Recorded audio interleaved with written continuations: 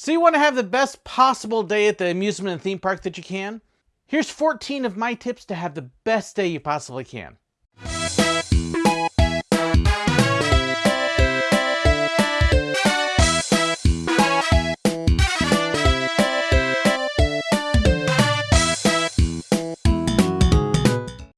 I get asked a lot, what are your suggestions for having a great day at the park? What do you take? What do you not take? What do you do ahead of time?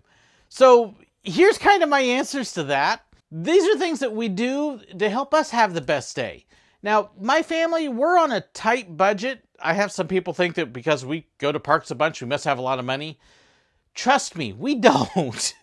We just have learned how to do it in a very frugal way. So here's some of our tips and things that we've learned over the years. Number 1, check the park's online calendar and make sure it's open on the day you want to go. I can't tell you how many times I have actually heard of people end up like the family in National Lampoon's Vacation.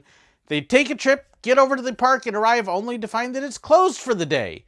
Okay, hopefully they don't have some moose outside standing there saying, "Sorry folks, park's closed." You don't want that. Check the online calendar. Every park has a calendar on their internet website. Check it to make sure it's open first. Many of the parks are not open year-round. Silver Dollar City, for example, tends to open up late March just for weekends and gradually expand their calendar until by May they'll start opening up every day. You don't want to get stuck without the park being open. Check the calendar. Number 2, go on a weekday. Don't go on Saturdays. I know a lot of people, first thing they say is, but that's my only day off. Take a day off of work. Trust me on this. Saturdays especially are by far the busiest day at every theme park out there. If you can avoid a Saturday, do it. You're going to end up missing most of the lines that way. Parks generally during the week are much slower, much quieter, especially Tuesday and Wednesday.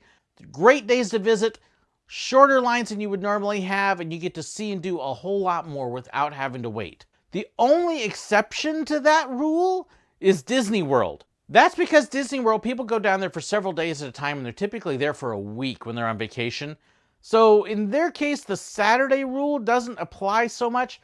It tends to be pretty equal on most days, but there is actually a day that even Disney World is a little bit quieter, and that's Sunday. Sunday mornings will start off a little bit busy.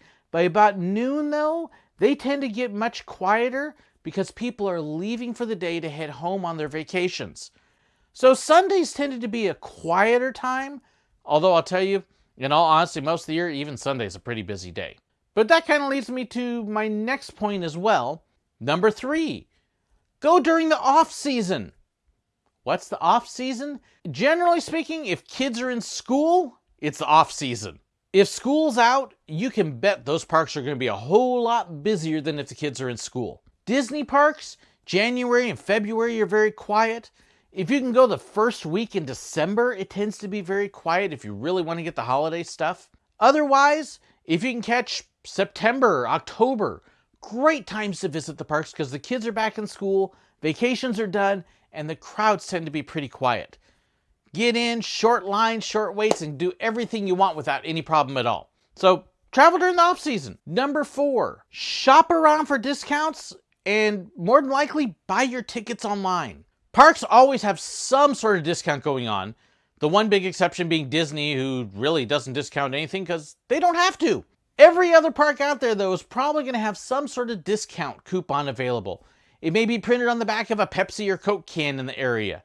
It may be something in local newspapers. It may be online. Check those out, search for them, and check out their website for park tickets. Park tickets, if you buy them online ahead of time, are oftentimes the cheapest way to buy single-day park tickets. It's not unusual for them to be a third less than what the normal price is. Not only is buying tickets ahead of time cheaper, it will also save you time when you get to the park.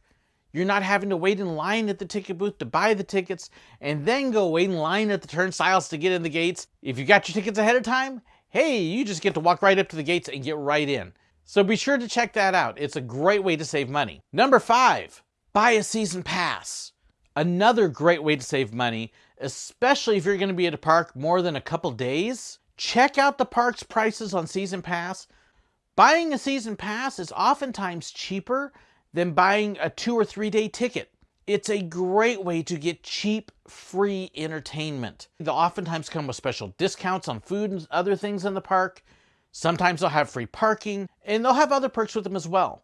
My family, ever since we've had little kids, have always had season passes to at least one park, oftentimes more than one, because it would be cheap. We could spend money at one time and then go all year for nothing. Spend money for lunch and that would be the whole cost of the day. In fact, many parks even make it even easier now if you're really on a tight budget and can't save ahead of time.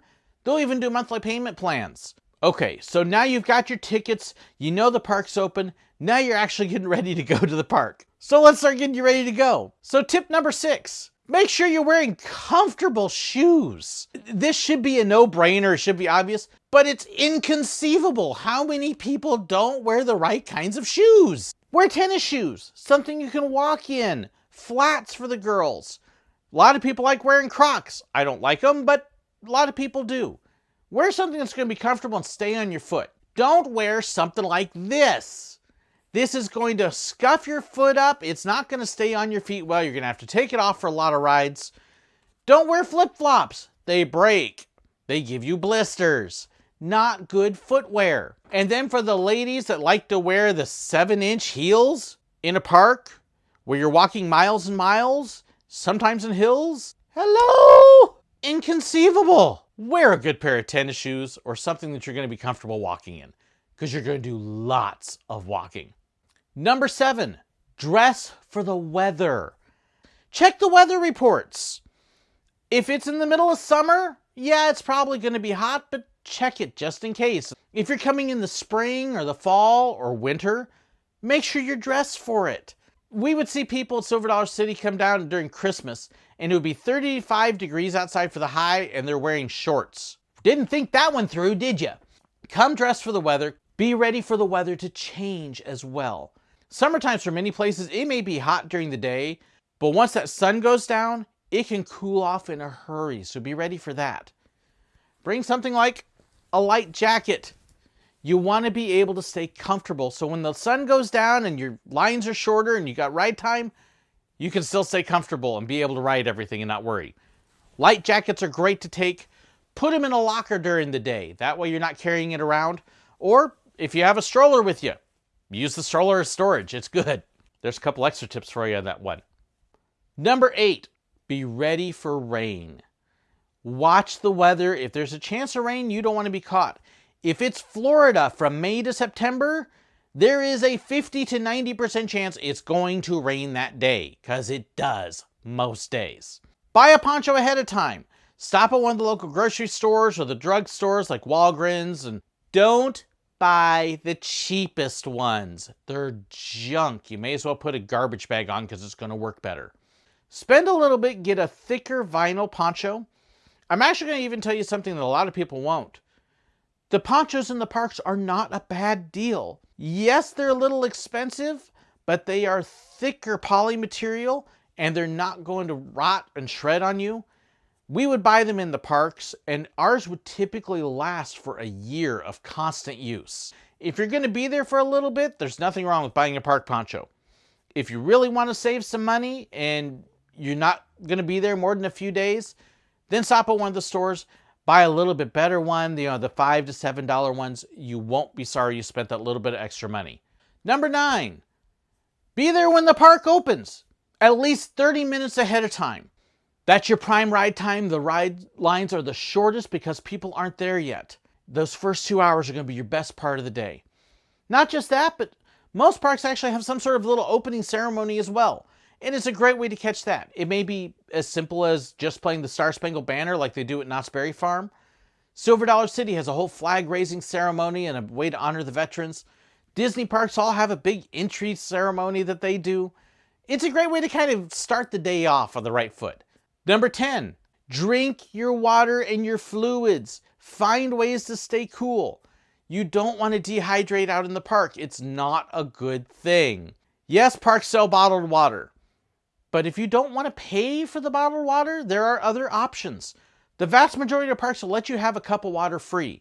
Of course, there's drinking fountains around. Or you can always pick up the souvenir cups.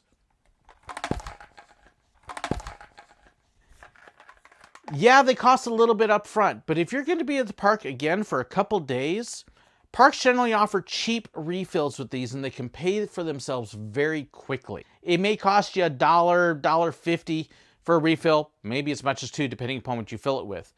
But if you're a soda drinker or a tea drinker or something like that, they'll pay for themselves very quickly compared to the price of buying individual drinks.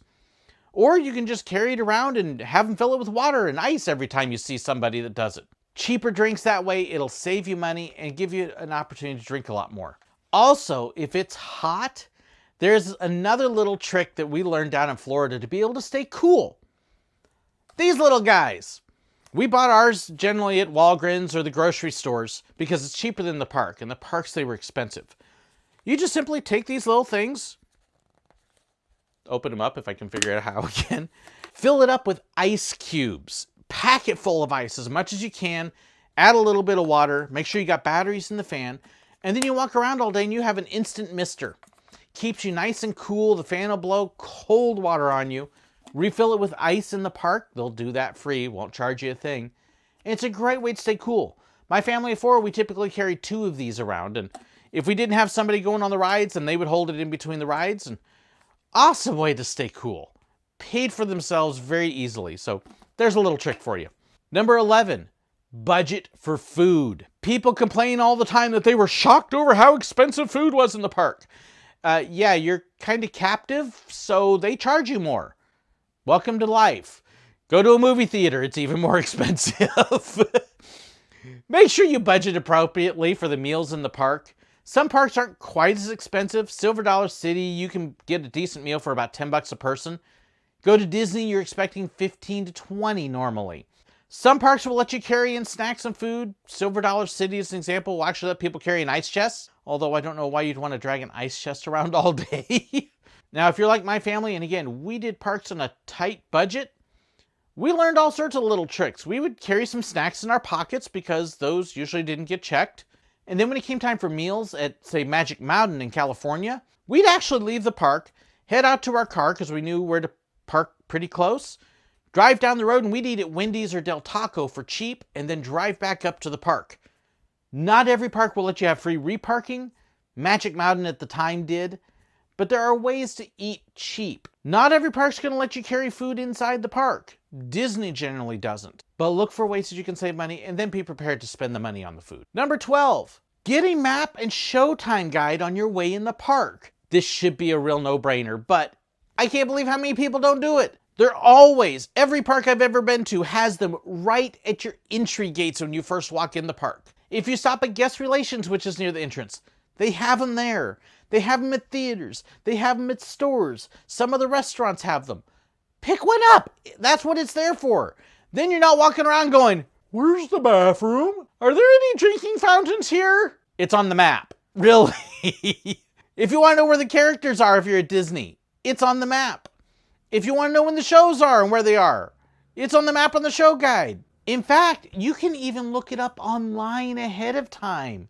Most parks actually have them online anymore, so if you really want to plan your day and make sure you see the shows, check it out on their website. You can see everything there and have it all set and ready to go for you. Number 13, listen to your body. Take your time. If you're starting to feel worn out and tired, take a break. I would tell people all the time when they're going to Disney in particular, be there at park opening and then midday go back to your hotel. Take a nap, swim in the pool, take a breather, and then come back into the park later on that night and close out when the lines are short again. Get you out of the heat in the middle of the day, gives you a break to relax. Listen to your body, don't overdo it. You're not going to have a good time if you're exhausted, or worse yet, if you get yourself sick. And the last point, have fun. This should be obvious again. You're not going to the park to be cranky and irritable and get upset. Don't do it. Little things happen. Rides close for various reasons. Shows may not happen. Weather hits.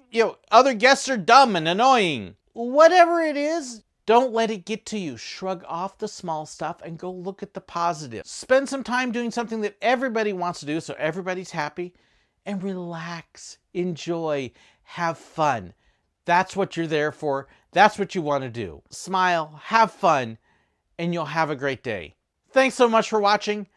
Hope you got some good advice out of these tips. I know some of them are common sense, but you'd be surprised how many people don't know them. I'd love to hear your advice also to have a good day in the parks. Don't hesitate to leave your comments below. Let me see what you think too.